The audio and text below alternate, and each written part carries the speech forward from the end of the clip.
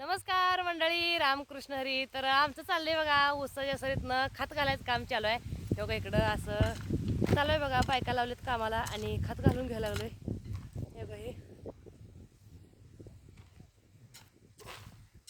असं माळ केली, माळ म्हणजे असं एकाच्या हातात नाही एकाच्या हातात पाठी द्यायचं असं टाकतोय बघा खत आम्ही.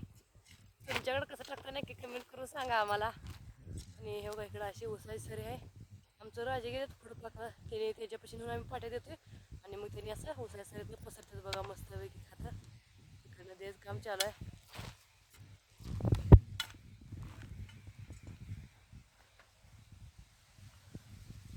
हे बघा असं घालायला लागलोय खत मस्तपैकी. आणि इकडं खत आणून ढिगार ठेवलेत बघा खताचं. त्या तिकडच्या कोपऱ्यात एक ढिग आहे, तिथे एक खताचा ढिग आहे. परत तिकडे एक दोन अजून आहे तर ढिग. शेतातलाच आमचा म्हणजे उकुंड्यातलाच खत आहे, आणून टाकला इथं. आणि असं हे बघा इकडं उसाची सरी सोडली, अशी 4 फुटाची सरी सोडली आणि त्याच्यामध्ये असं खत घालून घ्यायला लागलोय बघा.